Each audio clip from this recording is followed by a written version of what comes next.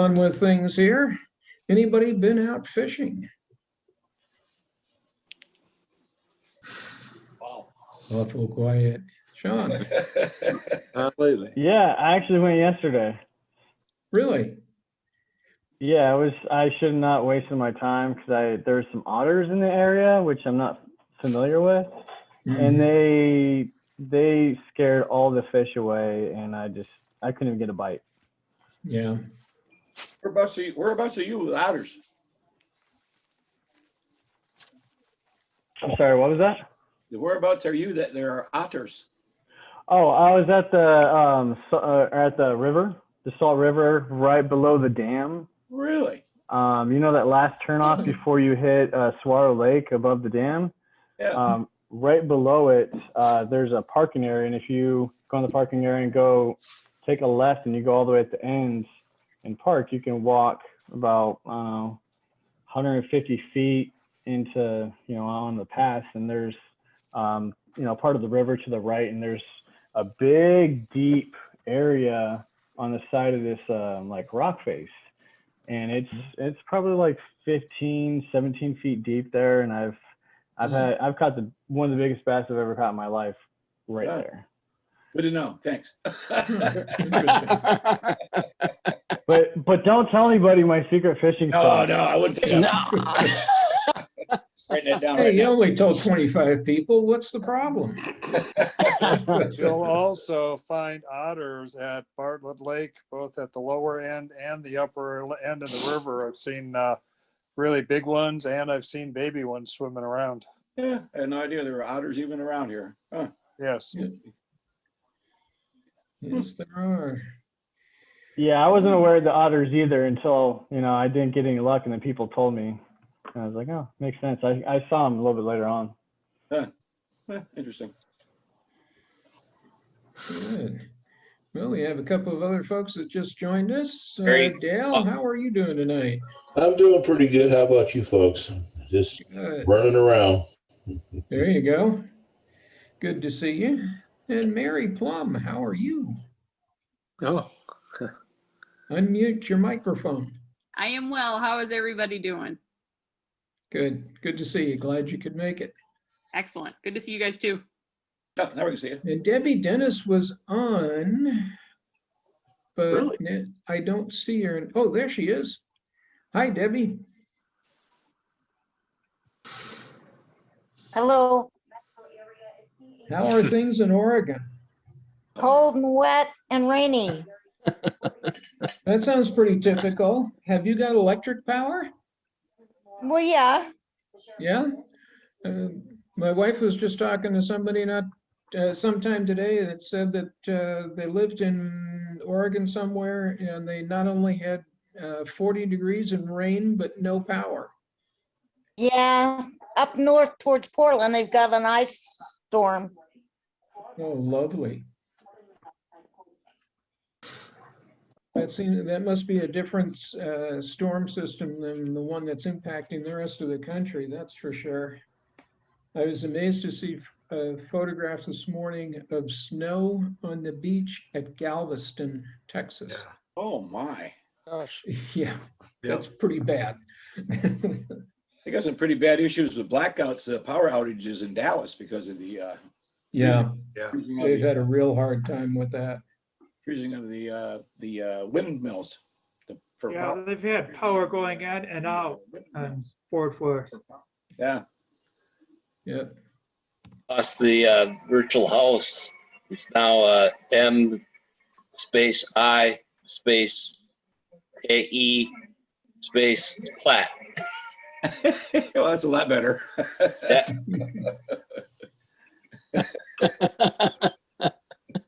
It's okay, Mike, we can read it. I think Kevin's saying you're just kind of spaced out. Oh, Oh, Kevin. Tony, bad one. Maybe Debbie's out there fishing in Oregon. Probably not in the rain and cold, but maybe. Kevin, maybe we should let our fabulous friends in our favorite fish restaurant that has that wonderful walleye now. Had some tonight. Oh, maybe we should. Yeah. Where? Thursday night for me. Culver's. Yeah, Walleye? Culver's. Culver. Oh, Yeah, really? Culver's really has walleye? All during Lent. Lent. Yes. Ah, Start last Monday. Ah, I'll be there Thursday if any of you guys want to show up. There's more than one Culver's. True, Yeah. true. Straight from Wisconsin. Ah, Wisconsin. Wisconsin, yes. Get your cheddar cheese isn't that and curds also. cheese country? Good. So anybody else been fishing? yeah, I was out at the Gila River yesterday and did pretty well. Got some bass and bluegill. Really? All right. Yep. Good. And I'm going to be bugging out in a couple of days. I'm going to head up north a little bit, and next time I'll have a report for you from Dead Horse and the Verde River. So I'm looking forward to that. They're still stocking. And Dale, I see you have a cat. Yes, I do. Cat's tail. Yeah. I couldn't. I saw the tail come up in the middle of your face, and I didn't know what quite it was there for a second. But then I figured it out. Hosts. Yep. All right. I don't have much news from National. There's apparently some things going on.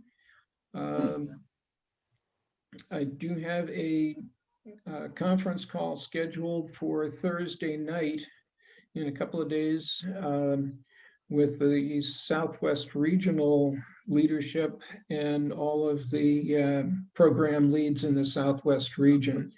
So my meetings with Carol Katz, and we're supposed to get some information then about how we're going to be reopening the system of the program, and supposedly a couple of other subjects.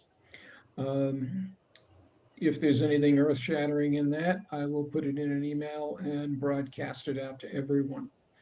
Don't have anything more than that at this point, other than they are increasing the staff level at National. They have added some new people on board, and they've promoted some people, so there's some personnel changes at National. But a lot of that is undefined at this point. So when I hear more, I will share that.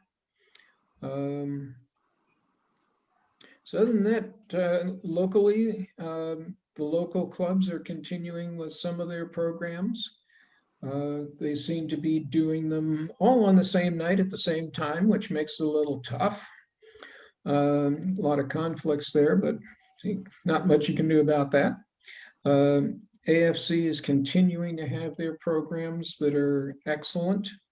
And you're all welcome to join those. Just go on to the AFC website, and when you see something that you want to participate in, just sign up for it. And if they ask who you are, you just say that you're a member of Project Healing Waters, and they will let you into the program. They got one tomorrow night also, huh? There is one tomorrow night. Yep. There was one last week that I wanted to hear, and I missed it. Had something else going on. But generally, they've been pretty good.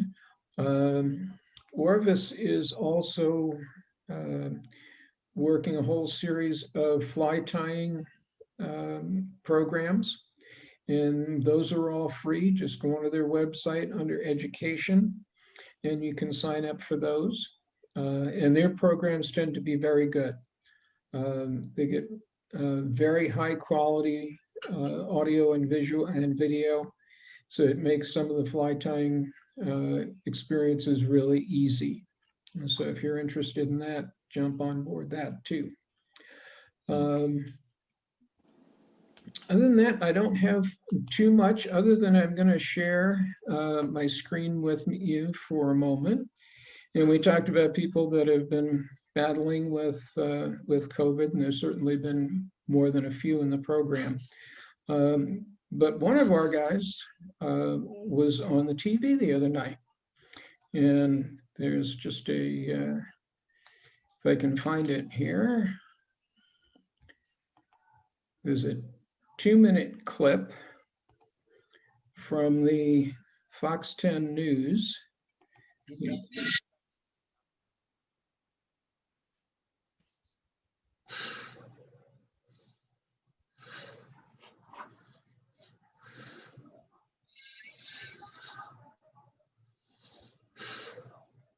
Rich, no sound, Rich. Can you see it? See it, but no sound. See if you guys recognize the participant. That isn't him. No, that's not him. It's I can't hear you. Yeah, I don't recognize her. There you go. There's Are you a able to boy. see this? Jerry.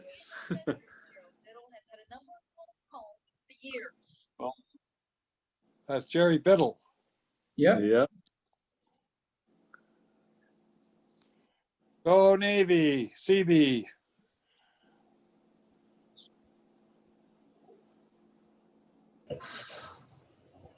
Is there any sound for this? It's very low. I can just barely see it or hear it.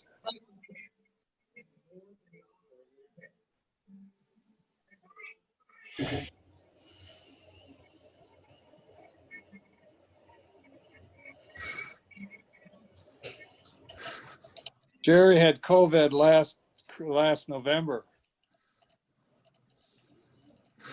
Wow. Nice. And he has some pretty strong underlying conditions, plus being on oxygen. So he was at the VA hospital over 2 weeks. Wow. Okay.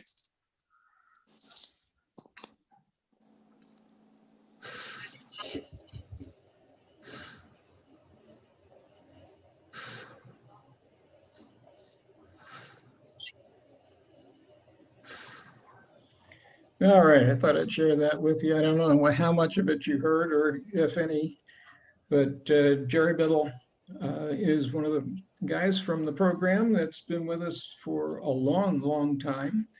And apparently he was, apparently he had COVID and was in the hospital during the summer. And this just aired the other day when he put the banner up. Dale, I think you had a similar situation of being struck with the real hard with the COVID. And, so we have a number of people that have survived, fortunately, but it's been tough. So that's about all the news I have, and I'm going to be starting an education program this week, and we'll run it for the next couple of months. I'm calling it the Tools of the Trade. And we're going to start tonight with a program on rods and reels. And then next month, Gary Showman is going to be talking about lines and tippets and leaders and all that kind of good stuff, as well as small hand tools. And then we have another program following that with streamside things, fly selection and that sort of stuff. So we've got some programs lined up. So I'm going to get started here. As soon as I can find it, there it is. Can you see the opening page? Got it. Yes. Yes. Good. So this is the first in the series, as I say. A lot of times when we talk about rods and reels, we're just talking about some real basics. And so I wanted to go into a little bit more depth with this information and talk about a lot more characteristics of the rods and reels that we use. And so this is our table of contents. Going to talk about the length, the line weight, the speed or action of the rod, power of the rod, materials that are used, little information about the guides. There's multiple kinds of them, and each one has their own pros and cons. Same thing is true about the cork grips. Reel seats, going to talk about storage of your rods. And then on reels, we talk about the design, the arbor size, freshwater versus saltwater, capacity, the retrieve side, left or right-handed. Again, materials, different types of drag, storage and maintenance, and then rod and reel balance, something that doesn't get a lot of airtime, as the saying goes. So here we go. As far as length is concerned, some of the longest are up to 15 feet, and those are two-handed spey rods. They can be a real handful, but you can also cast very long distances with them. I saw Larry Allen do a cast of 205 feet with a two-handed spey rod, and that was actually measured. He was working on his technique for a competition, and he cast it, as I say, 205 feet, long way. Smallest fly rod that I'm aware of is about 6 feet.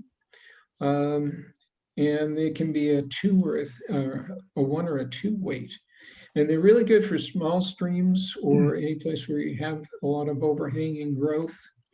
You tend to be able to do, get underbrush and trees and that kind of thing with a smaller rod. You may remember that Gary was telling us last time that he was fishing on I think the Verde, and he said he was getting tangled up in the trees and all. He was probably using a longer rod, but a short rod makes a big difference. I have a 7.5 foot 3 weight that I use on small streams, and it makes a world of difference, believe me. So a short rod is a good one to have also. The most common for trout and bass, general stream and lake or ponds, is going to be in the 8 to 9 foot range as far as length is concerned. Nymphing rods, though, can be 10 to 12 feet. Specialized type of rod, there are some of those nymphing rods that are like a 3 weight that may be 12 feet. That's a long rod. Okay, and when that's being measured, it's from the tip top to the butt cap, and it may vary as much as 1 inch or 2. That's just due to manufacturing variation. And so the most common that we use in the program is a 9 foot 5 weight, and that seems to be a good middle of the road type of rod. Okay. When we talk about the line weight, it really has a lot to do with these 2 charts, one of which, the one on the left here, shows on this left-hand column over here the size of the flies. And if you look at the size of the flies that we use with, say, a 5 weight common trout rod, they're going to be anywhere from a size 8 up to about a size 20. Of course, there's exceptions to that on either end, but that's about the middle sizes that we're using for the fly size. And those are most common for trout, bass, smaller panfish, etc. And then there was a little room on the chart here, so I decided to put in a little graphic here about tippet size. And again, it's related to the size of the flies. So typically we're using a 5X tippet, which should theoretically be from a 14 up to about an 18. But we use them up in the 20s, and we use them down to 10s, maybe sometimes an 8. As far as the selection of a rod, for the most part, all the program rods are 9 foot 5 weights. And consequently, on this side of the chart over here, going to be from about a size 8 up to about a size 20 fly. or down to a size 20 fly, I should say. So stop me anywhere along the way here. This is not an eye chart, but it is a chart that's put together by the AFFTA. In case I had to look that up myself, and that's the American Fly Fishing Tackle Association. Okay, and they're the ones that produce the requirements for fly equipment. And this chart is specifically for line weights and how they measure the line weights. And again, if we look at a 5 weight line, Grains and grams. okay, you're going to be about 140 grains is the target value of the weight, and it is the first 30 feet of the line minus the level tip. Okay, so that's how they calculate the weight of the line, and then the rod manufacturers make the rods so that they will cast that 140 grain line, and that's on a floating line, generally speaking. Okay, a lot of line manufacturers now are upping the weight as much as a full line weight. So a 5 weight, if you actually measured it and weighed it, might weigh 160 grains. Okay, that's becoming quite common, especially for shooting lines or shooting heads. They are upping the weight so that you can load the line, load the rod a little bit easier. Okay, on the right-hand side, it's in grams. On the left-hand side, it's in grains. And I don't know about you, but I usually measure things in grains. So I did the calculation, and 140 grains is about 1/3 of an ounce. Okay, if that helps any. And when you think about 1/3 of an ounce, that's not much in terms of weight to try and be able to load that 9-foot rod. Okay, it isn't much weight at all. And as you know, if you've got a dry fly on there, that's not helping any. Okay, that's very little weight, and yet we're using it to load that entire rod. Okay, so that's just general information to try and put that all into perspective.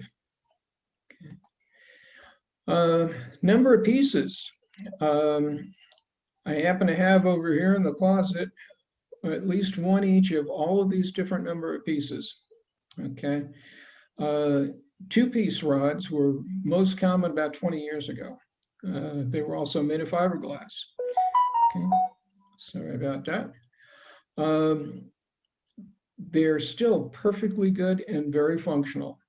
A lot of the rods that we gave away over the last couple of months that have been donated to the program were 2-piece rods, and they work extremely well. There's not a thing wrong with them. The only downside to them is if you try and travel with them, you can be in trouble if you're taking them on an airplane, because they will put them in the cargo hold. And something that's about 5 feet long and about that big in diameter going into a cargo hold is at risk. Let's just put it that way. Okay. Other than that, perfectly good functional rods. 3-piece are fairly rare, but they work just as well. Nothing wrong with them. I happen to have one and I really enjoy it. A sage rod works real well. 4-piece are most common right now. Okay, they travel well. You can bring them onto an airplane with you because they will fit in the overhead compartment.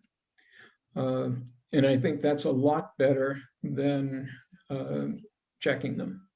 Okay, if you've got a really big piece of luggage, they may also fit inside of that, which would protect them as well. 7-piece are typically travel rods. They fit in briefcases, backpacks, or motorcycle saddlebags. And over the last few years, to support the Hooked on Healing rides that have been produced for us, We've made some saddlebag rods or travel piece rods, travel size rods. And John Galvez is working on one for the next ride, as a matter of fact.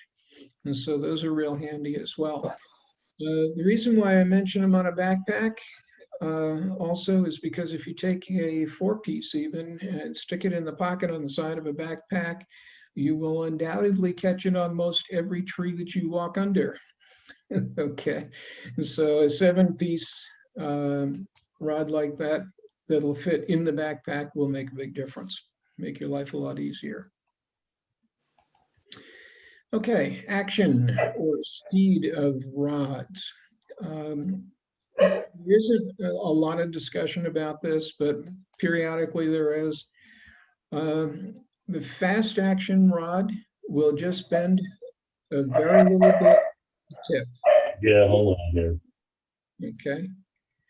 And that's, there's some pros and cons that I'll talk to you about each one of these different types.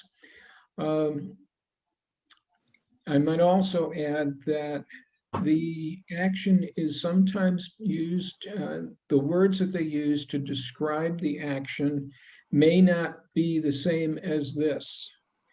Orvis, for instance, calls a fast action rod a tip flex rod. Okay, a moderate fast action rod in Orvis speak is a medium tip flex. Okay, so they go by different names, and you have to understand the nomenclature and the words that they're using. But what it amounts to basically is, as you get slower, the rod bends deeper down to the cork. Okay, you get more action out of them down here. Okay, most commonly the rods are going to be either a moderate action or a moderate fast. That's most common. Okay, so when we look at pros and cons of each of those different types, fast action rod will give you greater line speed, so you can cast in the wind or for longer distances, but you need some casting skill. If you're not an accomplished caster, it's going to be tough. Okay, it won't help you much.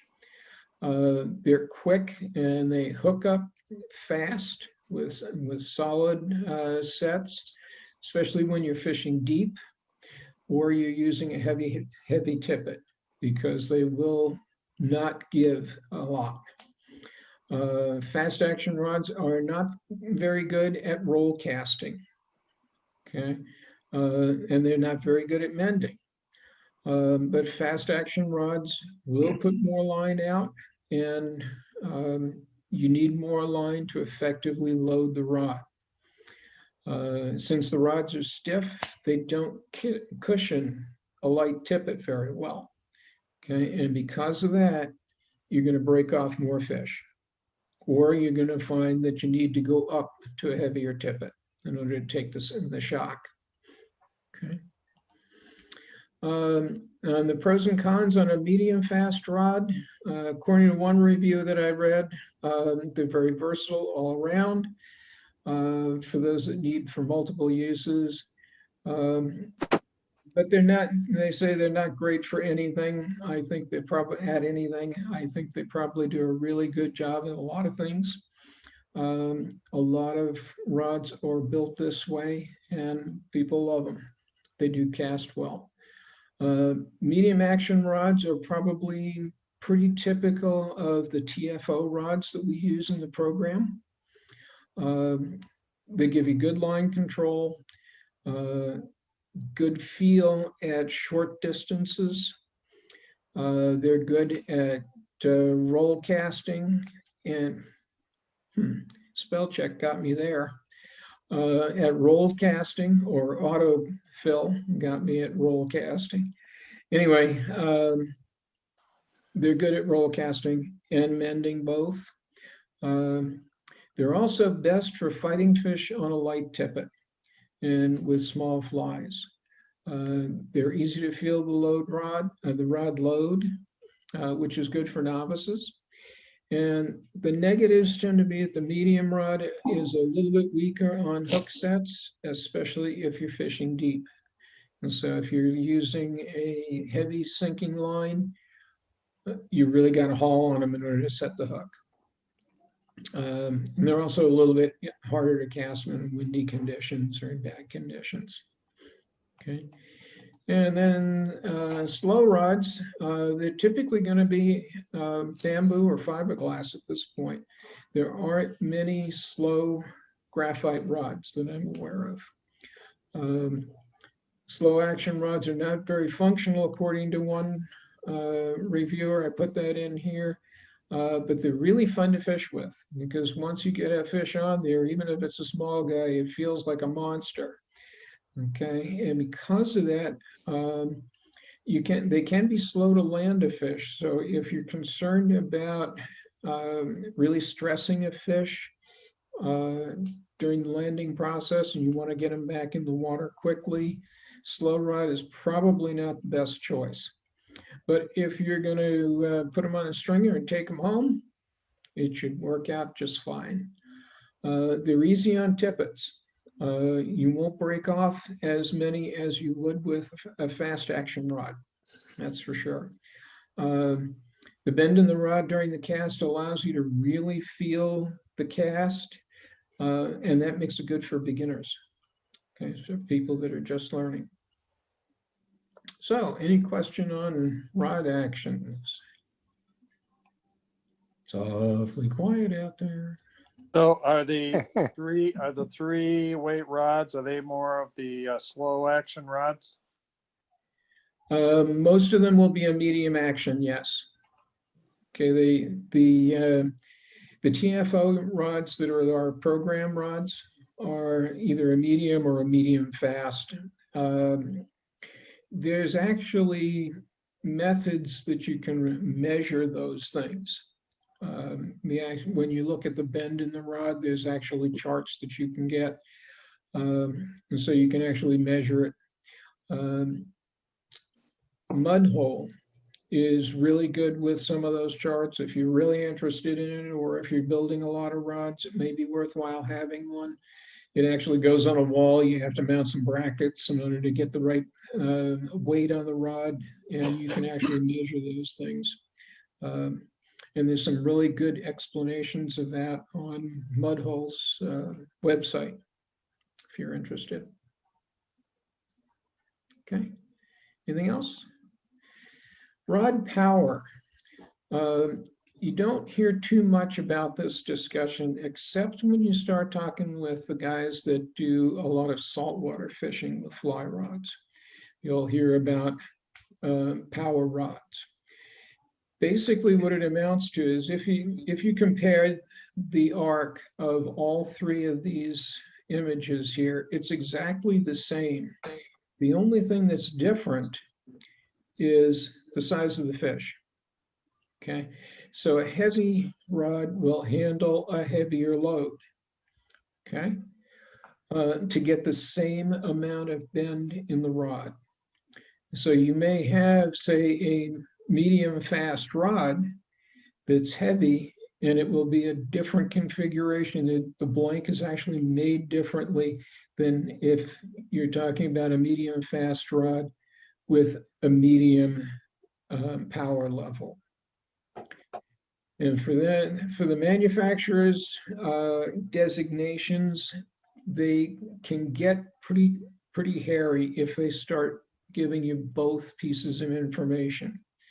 For instance, there are some rods that will say it's a fast heavy rod, meaning that it's a fast action, heavy power rod. And that would be a good one for saltwater, for instance. If you're going to get into, say, an 8 or a 10 weight rod, that would be a good description. Cod stick. Okay. Like a cod stick. Yes. Yeah. You look at some of the big rods that they use when they're deep sea fishing, and it bends about as much as a broom handle.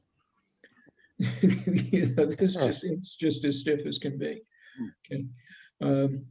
So that's a little bit of explanation about power. I wouldn't expect to hear much about it in trout rods, but again, the saltwater rods, you'll definitely hear it from those guys.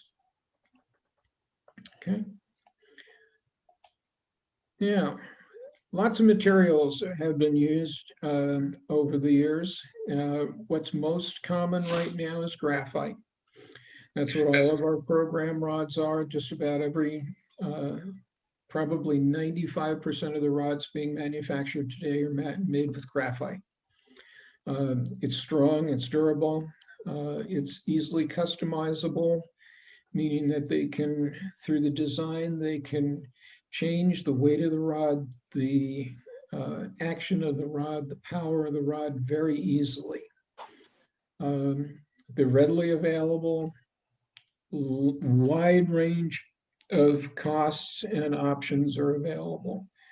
You can get them anywhere from under $50 to over $1,000 easily, with a lot of different options to them. Fiberglass is what I learned on way back when. Definitely a much slower action. They are not as durable. You definitely do not want to bend a fiberglass rod more than 90 degrees. It will crack. They're thicker, they're heavier, but they're inexpensive. The butt section of one of my original fiberglass rods is about as big as my finger is around. Okay, in comparison to graphite, which would be probably half that diameter.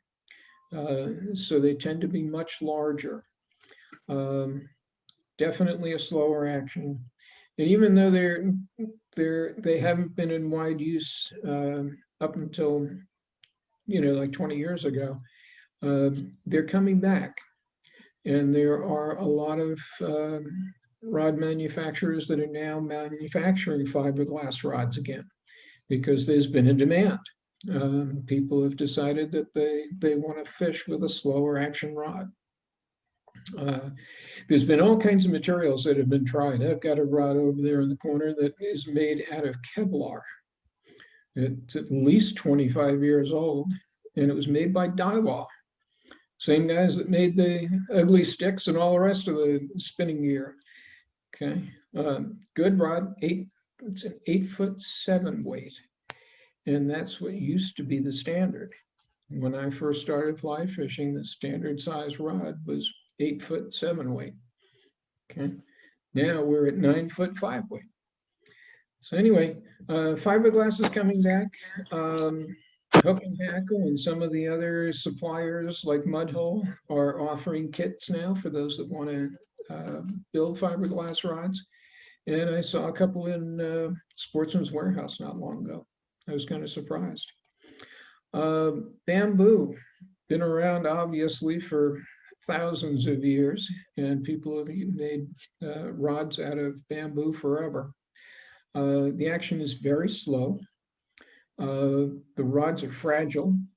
They won't take a whole lot of abuse. You definitely do not want to bend one more than 90 degrees. They can warp, they can crack. Many of them, because of those issues, many were supplied from when they were manufactured with 2 tip sections. Okay, so you had a spare. Almost all of those rods now are custom made, and they are truly, in many cases, just works of art. They take a long time to make. They are all made by hand. Consequently, they're very expensive. I would say they probably start at $2,000 and go up from there. Okay. Wow. So, I've got a J.C. Higgins bamboo fly rod that's probably as old as I am. Yep, there's a lot of them out there. There are a couple of them that are in the storage if anybody's interested in them.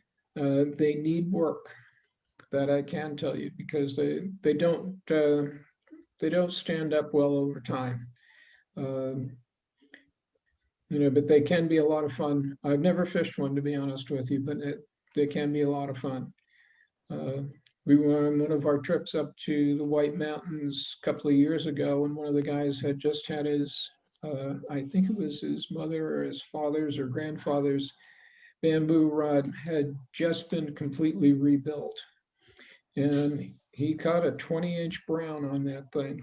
And it was interesting. It took him a while to land that guy, let me tell you. Because those rods just won't put a lot of power down. It's as simple as that. All right, guides. There's all kinds of them out there. Tip tops come in small and large diameters. That is the loop diameter. This is an example of small and large. Most commercial rods are going to have small loops. Don't know why, but they do. I prefer the larger one because I can feed things like loop-to-loop leader knots and those kind of things through them a little bit easier. It's only all a matter of preference. They are sized, if you have to replace one, they are sized by the inside diameter where it goes over the rod tip in 64ths of an inch, which makes them interesting. And here in Arizona, you want to secure them with epoxy, not with hot glue. That's supposed to be not A7, but AZ. Okay. Because the heat, I've actually seen rods that have been out in the sun and the tip tops have rotated because the glue has gotten soft. Okay. And that makes it a real challenge to try and cast them. Okay, so use epoxy on them. If you're buying a regular rod, they're most likely on there with epoxy, but if you happen to break a tip top off and need to take an inch off the end of your rod and put a new tip top on, I would suggest you use epoxy. And don't use hot glue either because it cracks. Running guides, a couple of different kinds. There's single foot, like these that you see here. There's a couple of different designs of those. These are becoming a little bit more common in commercial rods. I'm seeing quite a bit of those now. They're a little bit lighter, and if you're building your own rod, you only have half the number of thread wraps to make than if you're using double foot rods like this. Okay. There's also a couple of different designs of these, of the double foot. Some of them will look completely round, where most will have a bit of a teardrop shape like this. Then when you get into stripping guides, almost all of them have inserts of a harder material than the frame, and those are press fit in. And this is just a hard plastic in this one. This is a titanium ring on the inside of this, and that's why it's multicolored like that. Those work real well. And then you have some that are ceramic. They come in different colors. And then you get into things like agate and that are actually a stone, and those are machined in there. Those get to be pretty expensive, but they sure look good on them, making the rod look custom. This particular one of agate, the manufacturer, when I was pulling the picture out off the internet, I looked at it. They're about $22 for the guide, and you don't get to pick the color. Oh. Okay, you get what they give you. Okay, and there's lots of different colors. And so that's just another way of customizing a rod if you're interested in that. But having a good hard insert like a molybdenum or a titanium insert like this can make a difference in your casting distance because they don't have the kind of drag that a softer insert will have. Okay, same thing is true with the running guides. Most of them are just hard chrome over wire. There are some that are titanium. Okay, I don't think it makes much difference unless you're getting into like a competition rod and you're really, really good at casting. I don't think you'd ever notice it. Okay, but it's good to know what the options are out there. Grips. A lot of it has to do with your own hand size and your own hand dexterity. Smaller, lighter rods will tend to have a full Western grip like you see on the left-hand side there. Those are actually two different lengths. One's a 6.5 inch and the other's a 7.5 inch.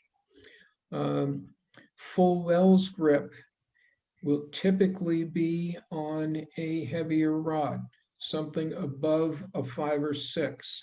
You'll start seeing those on 8-weight rods. And probably the main reason for that is when you're getting into a rod like that, you're throwing heavier bugs, you've got a heavier line, and you're going to be putting your thumb on the top of the grip up in this area, where you typically will use your thumb on it on this lighter rod up here too. But a lot of people with a smaller grip like this will put their index finger on the top, and it's a little bit more comfortable that way for some people. Cigar grips are basically kind of a hybrid between these two, and you don't see those on commercial rods very often. And then you get into things like fighting butts. You may see that on the heavier rods. Anything above an 8-weight will typically have a fighting butt. Some of them will have a long fighting butt like this. That's actually about 4 inches long. This guy over here is maybe 1.25 inches. And then there's custom. Okay, these kind of custom grips really dress up a rod. And they're not terribly expensive. You can buy them, frankly, a whole lot cheaper than you can make them. You can buy all the cork rings if you want, make your own, but these are probably about $25 or $30 for these really fancy grips. Okay, but what really counts is what feels comfortable in your hand. Okay. So it makes sense if you're going out and look at rods, try some with both grips and see which one fits your hand. Okay, because it does make a difference after a long day of fishing. If you've been handling something that's not comfortable for you, you'll know it by the end of the day. Okay. Reel seats. There's a number of different kinds of them. There's actually 3 different types shown right here. On the left-hand side is what we see most commonly. These are 2 different sizes of the same packed bag reel seat. These are up-locking. And one of the reasons why I wanted to point this out is you notice that there are 2 knurled knot locking rings here. So when you set the reel in this section here, the toe goes up into this hood. The grip, the cork grip will come down to this surface here. So your grip will be out to the right. Okay, so you put the toe of the reel in here, and then this locking ring goes over the heel, and then you snug it in with both of these knurled rings. You seat this one first, the one closest to the ring, and then the second one typically has a rubber O-ring set in the face between the 2. So when you lock them, you'll be locking this one against this one. You do not lock them together against the ring.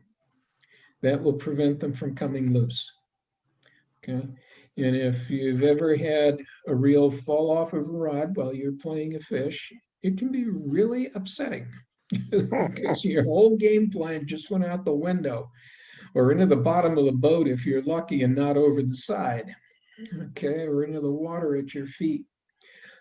So I really like the idea of having the 2 lock nuts. Okay, they work really well. These things come in all kinds of configurations. They come in all kinds of fancy wood inserts. graphite inserts, all kinds of fancy stuff. It's all about how much you want to spend on them. Okay. Not too many of the rods that I've seen lately will have an aluminum or a titanium setup like this. Most will have a wood insert like you see on this one. And this one on the right is a down locking configuration. It is just the opposite of the up locking, obviously. The difference is here that it puts the reel all the way at the butt of the rod, all the way down the bottom. Okay, where this one on the left over here, it's actually going to be, when you mount the reel, it's actually going to be an inch or so up from the butt. Okay, and that has to do with balance. Okay, both work really well. And the last one down here at the bottom is, again, a down locking configuration. The heel of the reel goes into the cap at the very end, and this ring is not threaded, it's not knurled or anything, it just slides over the toe of the reel seat, of the reel foot, and you just press it on there. Okay, and because the ring is a little bit larger, it will sit at an angle and it kind of bites into the cork. These do not wear well. They get chewed up pretty easily and they're not very secure. But you'll typically find them on very lightweight rods, on 1-weight or 2-weight rods. Some manufacturers have done it that way for years. There's some bamboo rods that I have seen like this, but only 1 or 2. Okay, they're not very common. Most common, again, is the up locking in this configuration. Okay. Now, fly rod storage. Put it away clean and dry if possible. But as soon as you get home, it's definitely time to make sure that it's good and dry before you pack it up for a couple of weeks before your next trip. Use a sock. It will help to absorb the moisture, helps keep it clean, and protects it from one piece rubbing against the other. Hard cases are nice, but not necessary. Store inside. Don't store it in a shed or a garage if at all possible, because heat is not the friend of these things. Typically, any decent rod like this TFO is going to come with a cloth sock that has segments to it, and then a nice tube that has a zipper top on them. Those are typically plastic with a like a canvas cover on them. Those are real nice. Higher end rods may have either a graphite or an aluminum tube with brass fittings on them like these. Those are nice. And then you have fitted cases like this one where you leave the reel attached to the reel seat. And they have segments inside where you put all the different pieces so that they're not rubbing on each other. This one obviously takes 2 setups. I have one like this, not this brand, but very much like this, and it works really well. You don't have to worry about a separate packaging or case for the reels. Protects the rods real well. You have 2 of them in there, and they work well. Good. Okay, comment? All right. Reels. My darling. Before I do that, any questions on rods? Yeah, Rich. Yeah. This is JC. I can confirm that it's not good to leave a bamboo rod in the garage in Phoenix. Okay. I had to get mine totally refinished. Yeah. It just bamboo rods spoiled are, all the varnish on it. yeah. Bamboo rods are varnished as opposed to epoxy coating. Okay, that's always been the way that they've done them. They've used a varnish because they have to treat the wood. Okay, can't forget that that's wood under there, as opposed to essentially a plastic when you have a graphite or a fiberglass rod. Okay, those are coated in an epoxy and they're basically impervious. But yeah, good point, JC. Yeah. Is there a way to get this PowerPoint? A way to get what? The PowerPoint you're showing us. I'm not sure what you're asking. Kevin. Presentation. What's The that? presentation. Oh, the slides. Yes. Yeah, if you want a copy, let me know and I'll email it to you. All right. Sounds good. Okay. I'll take one. Okay, Michael, just send me an email and I'll, by return email, I'll attach it. We'll do it that way. Okay. So that's it on rods. Let's talk about reels. So we have a couple of basic types. The manual hand crank. They're not gear driven like a spin reel or a big casting reel. And you don't see them used very often anymore. There are automatic spring-loaded fly reels that were very popular years ago. Because if you want one, I've got a bunch of them that have been donated to the program. They're over in storage. They work real well, except they don't have a drag and you can't really retrieve anything with them except slack line. But they are pretty handy if you're just on a small stream and going after little panfish, that kind of thing. They can be fun. Okay. Arbor size is one of the biggest considerations right now. And if you look at this bat and kill or this reel over here, you'll see that the line goes almost right up to the core. Okay, it's all the way up in here, as opposed to this this other clear water rod reel of theirs. You see that very large core. These basically have the same diameter.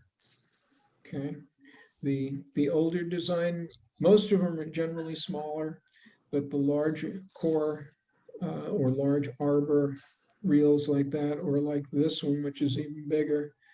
This is a Lamson reel. It's just, you know, the more common designs right now are the large core. Okay. And the reason for it is you get a faster retrieve. And most importantly, you don't get the same level of line kink. Okay. You can imagine how tight this is wound here around the core in comparison to this. So when you get down past the first 30 feet or so, that line is going to be really tightly coiled. Okay, so that's the big difference, that and retrieval. When you have a larger core that you're winding around, each turn takes up more line. It's as simple as that. These reels will also take a lot of backing. In some cases, you'll see where they'll put double the amount of backing on them in order to make them effectively a large arbor reel. Okay. Freshwater versus saltwater. Everything's okay in freshwater, but if you're going to take them in the saltwater, you got to make sure that the reel is rated for it, because the aluminum that they make many of them out of, it has to be anodized differently for saltwater than it does for fresh. Okay. You also have to deal with the drag being impervious, especially if you're going to take it into salt water. Otherwise, the salt will get into the mechanism, and you're going to have rust. Okay. Changing the spool. Many of them have got a small lever, and others have a loose cap. And I have a reel like that I really like. It's worked very well for me for years, but to take the spool out of the reel, you have to unscrew a small cap. And I've had to do this, I've gotten tangled in the reel on a stream, on San Juan, as a matter of fact. And I had to take it apart. So I had that small loose cap, which is about a ½ inch in diameter, okay, in my cold, wet hands while I'm trying to undo the tangle. And the whole time I'm thinking, if I drop this thing, I'm done. Okay.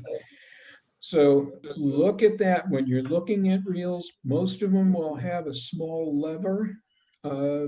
This Orbis reel, the bat and kill, has just a little small tab that sticks out. You slide it in one direction and it unlatches the spool. Okay. So I like that design better than those that have a loose cap. Just something to watch for when you're looking at reels. Okay. The size and the capacity are based on the line weight. Okay. Almost all of the manufacturers have their own sizing nomenclature. Like this one, this chart comes from Lamson on one of their reels. And it's right out of their sales catalog. And it says that the number 3 size of this model, it gives you the diameter of the reel, the width of the reel, which is also important. This is 9/10 of an inch, how much it weighs, and then the rod weight that it is appropriate for. And this is a 2, 3, or 4 weight rod. And you could use it for any of those, this reel on any of those line weights. And it will also tell you that if you use a weight forward number 4 line, you'll use 50 yards of 20-pound backing. And that will get it out to the right diameter. Okay. In this case, we're at the number 5. It's good for a 4, 5, or 6 weight line. And they're telling you that the number 6 weight forward will take 100 yards of 20-pound backing. Okay. And the reason is real simple. Well, the diameter of the spool is bigger, the width of the spool is bigger. Simple as that. It's just math. Okay. But all of those things are worth looking at. There are some reels that are out there that have a very small diameter, but they're very wide. Okay. Others are just the opposite. There'll be a large arbor, but it's a fairly large diameter and a very narrow reel. Okay. It's just a question of design. So just be aware of those things when you're looking at reels. The retrieve, left or right. The default is left. Almost every reel is supplied with the crank on the left-hand side because most people are right-handed and will cast with their right hand. Okay, some are easy to change. It's very simple. They come with instructions, or you can look on the internet. You just take a couple of parts apart, put them back together again, and then re-spool with the other side. Some of them are not. Some of them you have to be careful because you have to take bearings apart. They've got little needle bearings in them. And if you drop one of those on the floor, they're really hard to find. So be careful of that also. Okay. We do have some right-hand retrieve setups for the program, by the way, for those people who are left-handed. Okay. Materials. High-end reels are going to be machined out of billets of aircraft aluminum. They can be very intricate.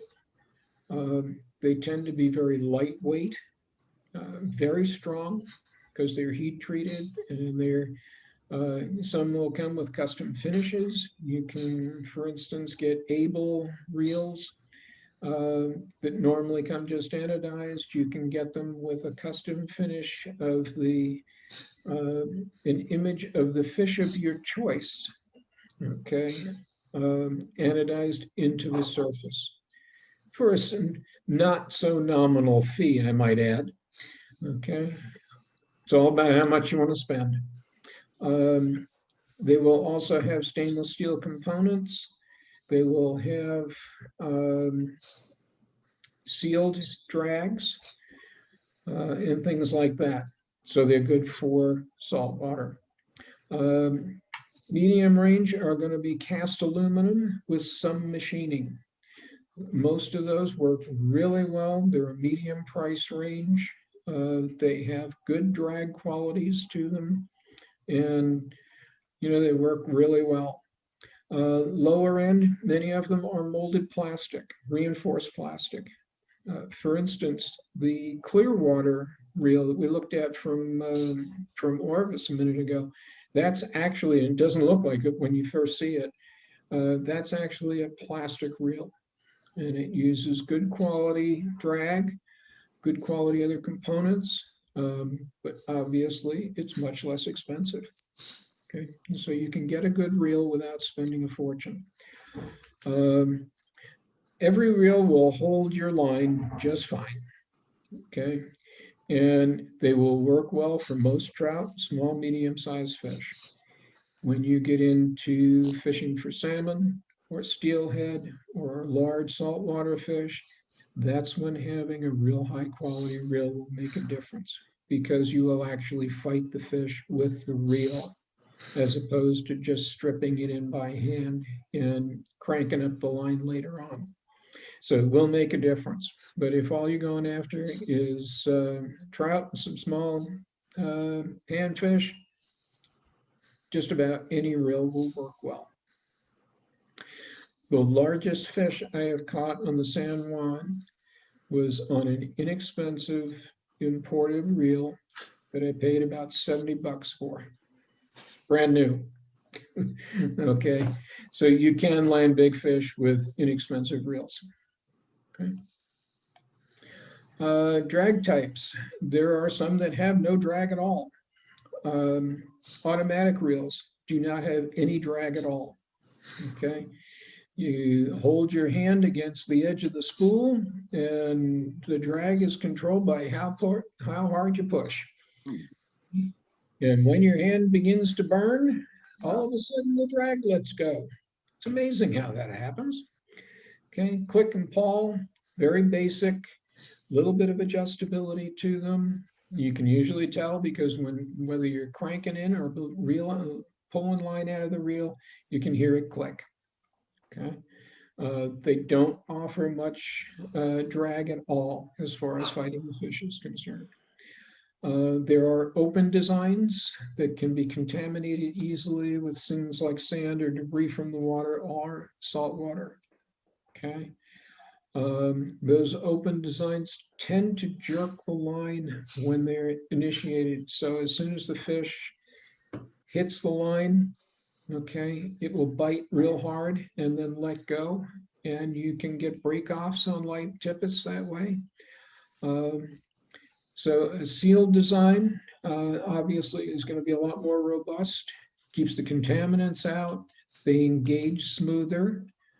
There's a lot of different types of them. There are some that have slip clutches, and there are some that have stacks of stainless steel washers and cork liners, and there's a lot of different types of them. And so it depends upon the manufacturer of the reel, how they're built. But the key thing to be concerned about is whether or not it is sealed or not, because that's what makes the difference. The sealed designs, very smooth engagement and will be progressive. They're also typically very adjustable to the point that you can crank down on them so that you get no drag, get no line being pulled out of the reel to just a very little bit of engagement. Okay, and they can, of course, can handle big fish. And consider how you adjust the drag. Some have very simple knobs. Others have large, easily handled with gloves knobs that are numbered. So you can, if you're used to setting it at one particular numerical setting, you can reset it that way pretty easily. Or you can go up, a couple of clicks, or you can go from 12 to 15 or whatever it is, and you'll get a progressive amount of drag that way. Okay. storage. Again, make sure it's dry before you store it. When I get home, I usually take my reels, dunk them in the sink and wash them. Line it all, just get them good and wet, sit them outside on the patio in the shade. Okay, for a couple of days, make sure they're good and dry before I put them away. And I'll also spray them with a line treatment. Most of them, and store them inside. Okay, not out in the garage or in the shed or something like that. That's mostly to preserve the line as opposed to the reel. Most of the reels don't care about it because they're metal, but the line will definitely degrade if you put it in a hot garage or a shed. Okay. Many of them will come with a cloth bag or a case of some kind. It's good to store them in that. That's what they were supplied with. Extra spools are a really easy way to change lines. It could be that you're going to have a reel that you may want to use that rod and reel on lakes or on rivers. And so you may want a floating line on one spool and a sinking line on another. Or you may want to use the reel for a couple of different rods. I have one that I use on a 4-weight. I also have a spare spool that I use on a 3-weight. Okay, works out really well. So they're handy. And they also cost about 1/3 of the cost of a whole reel. And so you can get a lot of variation there in a package that you're used to because you use it all the time. Okay, and there's some value to that. This makes the whole thing a little bit more cost effective. So you spend a little bit more and get a better quality reel initially, and then just add extra spools.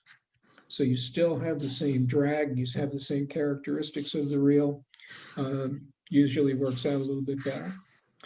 And then maintenance wise, make sure you clear the line.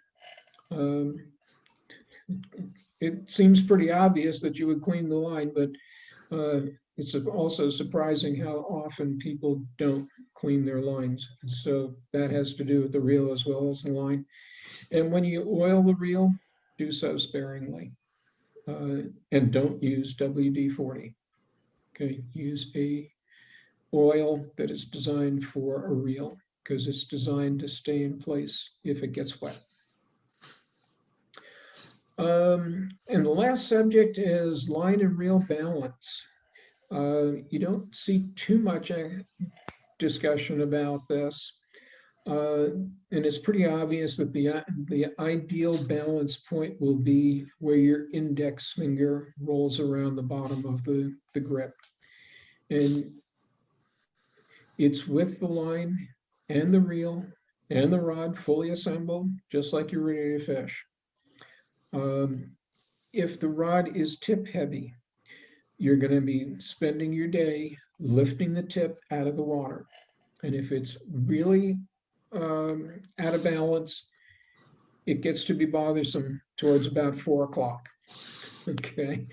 If it's butt heavy, same thing. You're pushing the rod tip down all day long. If it's really badly out of balance, it can impact your casting. Okay. You can't fix the rod balance itself, but you can make it a whole lot better with your choice of reel.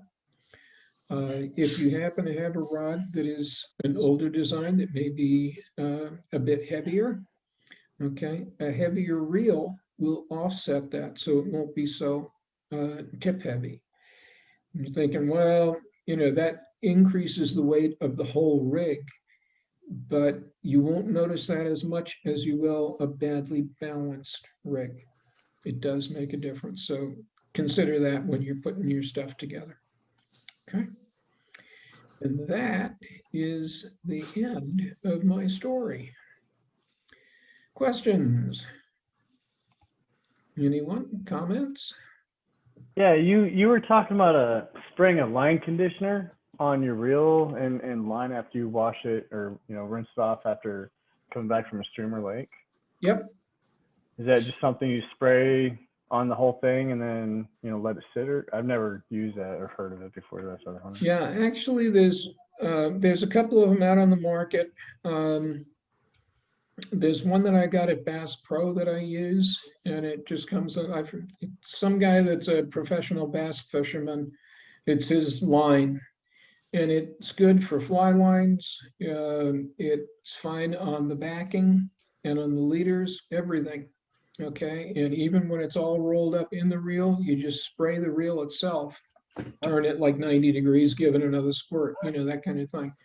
And that just gives it a little bit of conditioning. It lubricates the line a little bit.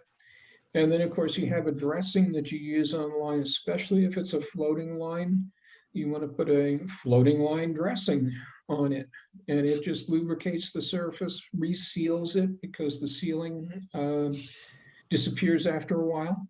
Okay, just from the sun more than anything, and the being on the water, getting dragged through the rocks and all the rest of it. They just wear. But if you put one of those sealers on there and a floatant, it will make a big difference. The tip, even on a good quality floating line, after about half a day in the water, you'll notice it starts to dip. Okay, it'll be below the surface and it starts dragging your leader down. Okay, so if you put one of those on it or some of that material on it, brings it back up. I frequently will do that at lunchtime. Okay, if it's really been a problem during the morning, I'll take one of those. I have a little pad that has some of that material on it. It's a couple of, run a few feet of the line through it. And geez, after lunch, it's floating on the top of the surface again. So it's worth, I don't know, I think the squirt stuff was like $4 or $5 at Bass Pro. Okay. Other questions or comments? Enjoyed it. I Good hear some program. snoring out there. I'm sorry about that. Thank Was you this very- good information for Thank you? you very much, Rich. You did a good job. Yes, thank you. Thank you. Great job. Very good. Good. Two things. That's Yeah. really good. One is we missed Mary's birthday last month. Happy birthday, Mary. Oh, happy birthday, Mary. Hey, Mary. And the second is there's a landing on Mars on Thursday morning, about 10 o'clock local time. You can look it up online and see what the next probe is going to do. All right. This one will Very actually great. have the first helicopter ever flown off planet. It won't fly for another month or so, but should be neat. It's all progress. Yep. Pretty cool. Good. Have you guys heard that Sportsman's is now owned by the same people that own Cabela's and Bass Pro? Yep. Oh, That's No, true. I hadn't heard that. Yep. It's all one Wow. happy family now. Mm-hmm. So you're going to watch your Sportsman's prices go up. Yep. That's what it sounds like. I got another tidbit too. I remember talking to you guys about kayaking and stuff when we talked about a kayak program. There may be some way we can utilize Josh Parks from the Adaptive Sports Program. He is Yes. starting his own chapter of Team River Runner in Phoenix. And so we may be able to work with Josh because he's getting the kayaks and everything right now, all the equipment, to even possibly put on some seminars or something like that that might help us. Okay, good. Cool. Good. I heard announced today on Facebook by a friend that there's going to be a new fly shop opening by the end of March. And it's going to be Really? off the 51, but I don't know anything more about it at this point. Wow. Good. That's nice. Yeah, I saw something about that on YouTube. Is that I right? can't remember who the guy was, but he does normal. He does a lot of fly tying classes or videos. Good. Okay, more is good. That's for sure. Good. Keep us Did, posted on that. Now, I Did think the the spray desert- stuff you were talking about is called Reel and Line Magic. and I use it myself on spinning rods and bait casting rods. Spray it right on the line and the reel, and it makes everything lube up real nice. Will improve your casting enormously. If you know how to cast to start with. Yeah, that's true. I can vouch for that. Well, there's always personally. that problem. Sorry, I just couldn't help myself. Hey, I know, Bill, I know. And along the same lines, the stuff that you put on the line itself is called line speed. It's like a polish you put on there. Yeah. Oh. Yes. That's pretty nice. Yeah, Yep. Glide works good too. Glide is good, yeah. Yep. One final thing on the reels, when you're done, back the drags off. If Yes, you're gonna that's store true. them, Good point. right? Yep. Because you don't want any corrosion to build up there against the plates that are inside the drag, or else you'll never get them apart. Ah, Yep, that's true. good tip. Yeah. Thank you. Yeah, good point. Thanks. I should incorporate that in my presentation. Yes, yeah. So Rich, are you supposed to loosen the drag when you store your rod or your reel? Yes. You Yes. should. Yep. You should. Yeah, back them off, not entirely, just take it off so there's still a little bit of drag in it. Keeps, it lets the air in there, but won't allow anything to grow. Yep. It basically is plates that are pushing together, and if you keep them tight together, they tend to have a memory to that, and they don't give you the nice smooth release again when you need it. Metal has memory. That's true. Yep. Yeah, different types of drag are impacted differently.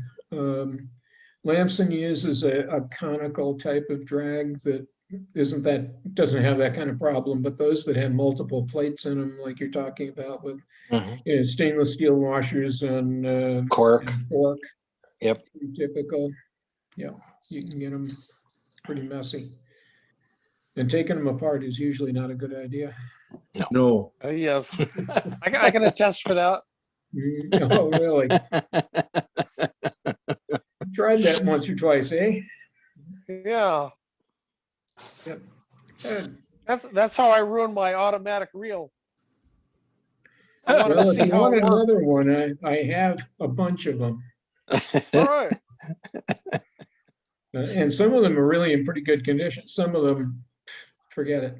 But Well, not that long ago, and I think you still can. You can still buy automatic reels. I've seen them. Yeah, there are available. I don't advise it, because if you get that big fish that runs, you have to reach up on the reel and untighten the clutch. The clutch. Mhm. And then when you're pushing the button to reel it in, you have to wind up the clutch, the spring again. Yeah. And you can't retrieve with the spring action. You have to strip. The spring is not enough to actually retrieve the fish. All it's good for is retrieving the line. No, not unless they're flying fish. Well, that changes everything. The We're ones where fly fishing, right? well, when you set the hook, the fish flies over your shoulder. That's a flying fish. Really hard set. And it doesn't have to be hard. Yep. As I say, I have a few of them, and really on small streams if you're going after bluegill or small trout, they can be a hoot, especially on an old fiberglass rod with an automatic reel. It's a lot of fun. Oh yeah. Actually, you have a bluegill that's about 3 inches long, and he bends that rod completely over.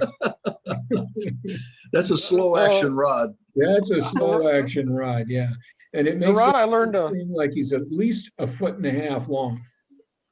The rod I learned to fly fish on was a J.C. Higgins bamboo pole with a J.C. Higgins spring-loaded reel. And it was awesome for panfish. I mean, it was just unbelievable. Yep.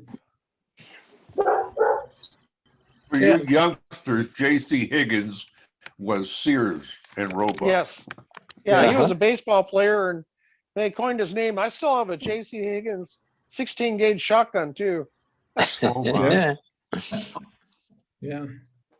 Rich, the Yes. name of the person with the talking about the fly shop in Phoenix is Chris Rich. Yeah, yeah. You can search for Oh. him and he's got the information. Okay. Oh, okay. That name is familiar to me. JC, do you know if he's a member of DFC? I don't know right off. I met him up at Silver Creek. I had walked all the way up to the headwaters in the trophy area, only to find out that the drag button was missing from my reel. And Chris loaned, instead of walking a mile and a half back to get another reel, he loaned me a reel that he says, just bring it back to me when you're done. And real nice guy. Yeah, yeah. Good. And you still got the reel, right, Bill? I made sure he got it back within 3 hours. There you go. But I didn't have to leave the headwaters of the Silver. That makes a That's big nice. difference. Yeah, absolutely. Good. All right. Well, it was great seeing everybody tonight. Thank you all for coming. And, Great job, Rich. Great job. Thank you, as Rich. usual. Good Thanks, job. Rich. Yeah, My thank you. That was a pleasure. really Thank good you. presentation. Thank you. Hope you enjoyed it, and we've got more to come. And so stay tuned. Not tonight, obviously, but we'll have more. And as I said before, if this meeting on Thursday night produces some earth-shattering news, I will put out an email and broadcast it and try and keep you up to date. Thanks, sir. All right, Okay. everyone, stay well, get your shots, and we'll talk to you soon. You got it. Thank you. Thank you. Good night. Thank you. Good night. Good night, everybody. Good night. All right, Gary, you wanted to